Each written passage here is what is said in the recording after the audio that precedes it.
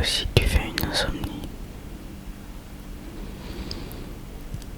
T'inquiète pas, je suis là. Je vais t'aider. D'abord,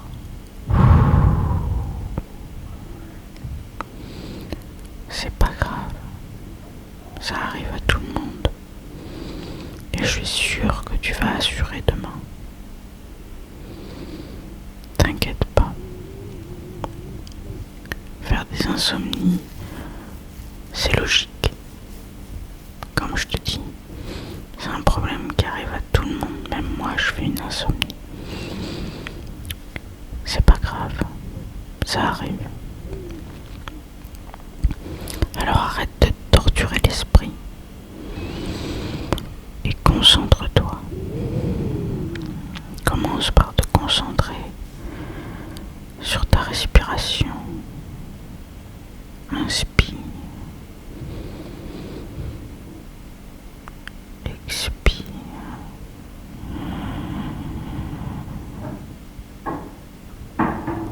Inspire.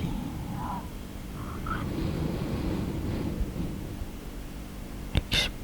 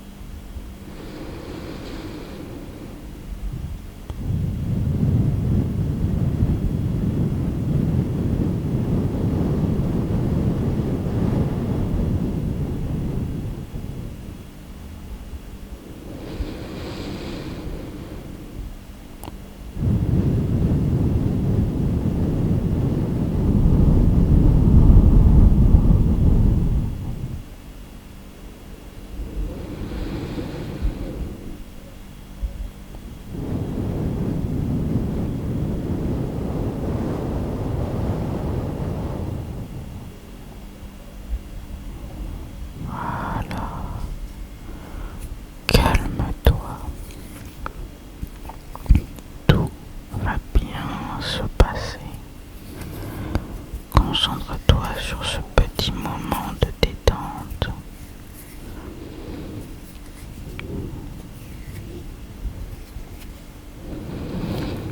Maintenant, allonge-toi sur le dos ou sur le côté aussi, ça peut fonctionner. Et laisse-toi emporter par ma voix.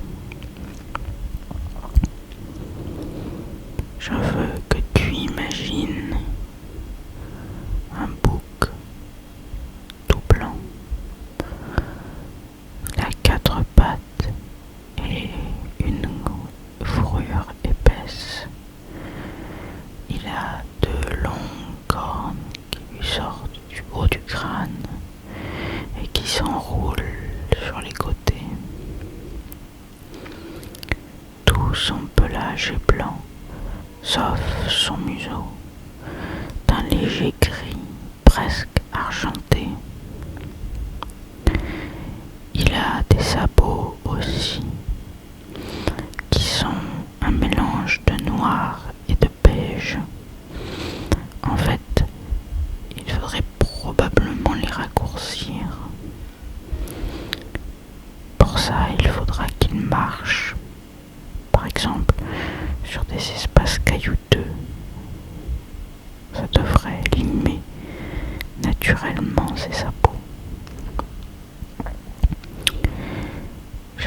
tu l'imagines s'avancer vers toi. Il vient vers la gauche, par derrière ou par devant toi. Et puis il saute juste au-dessus de ta tête. Et de un. Et voici, il passe de l'autre côté. Tu le vois aller tout content. Il remue légèrement sa queue que tu distingues à peine. Et il continue son chemin. Et toi, tu es là, allongé dans cette herbe moelleuse qui t'accueille. Pour une raison étrange, il y a comme une petite motte de terre meuble, douce, dans laquelle tu peux appuyer ta tête sans ressentir la moindre douleur.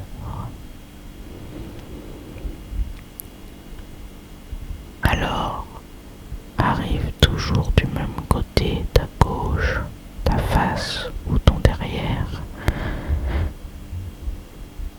un mouton, tout ce qu'il y a de plus banal, un pelage blanc-gris, d'un mouton qui a bien vécu. Ça sera bientôt la saison de la tonte. Il n'a pas de cornes, juste un pelage très touffu. Et puis, sur sa tête, il n'y a que de courts poils blancs, très propres ceux-là. Tu remarques que, comme les chèvres ou les boucs, ce mouton a des yeux très spéciaux. Au lieu d'une iris ronde, ils ont une barre dans l'œil. Et tu te demandes un peu comment est-ce que ces êtres voient le monde. Et ce mouton s'approche. Tu vois à peine ses petites pattes parce que tout son pelage descend jusqu'à ce qui ressemble à ses genoux.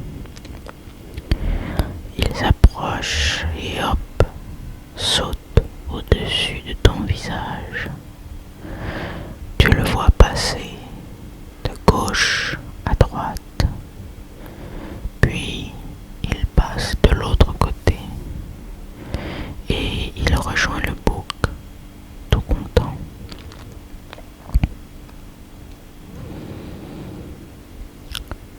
S'approche alors, et c'est un fait très étrange, dans cette grande prairie, une biche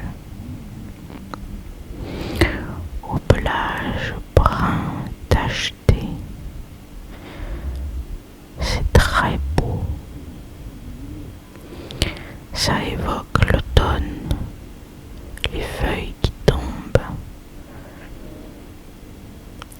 Cette biche s'avance doucement, un pas après l'autre.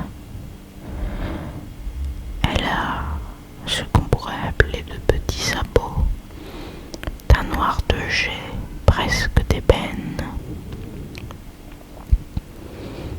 Et sur sa face, pas de cornes, mais de grandes oreilles dressées.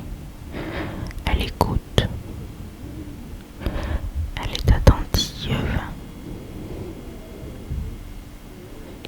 Mais elle s'approche de toi par la gauche, en face de toi ou derrière toi. Elle fait quelques petits pas et puis elle s'arrête.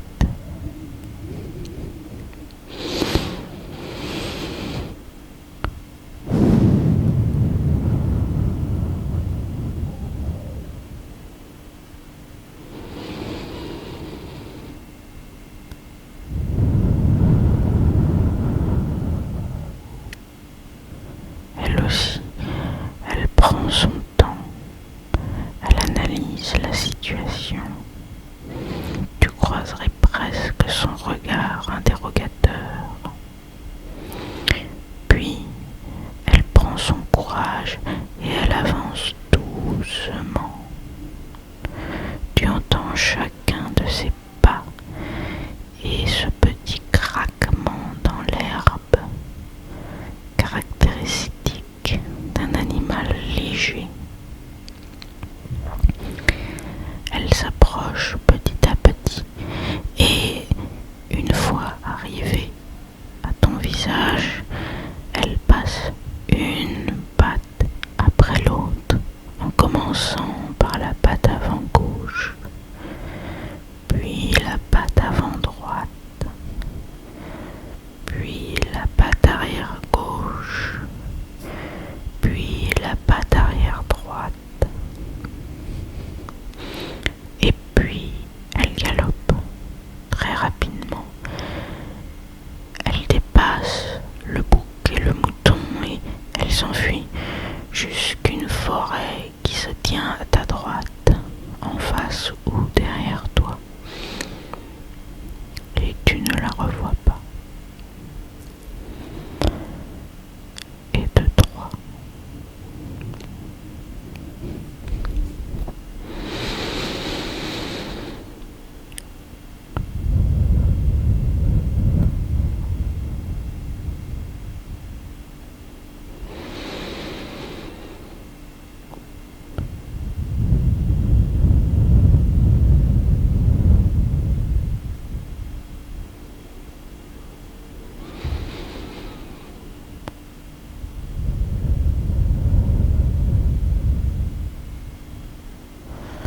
Là-haut dans le ciel, une colombe, en quelques battements d'ailes, elle passe au-dessus de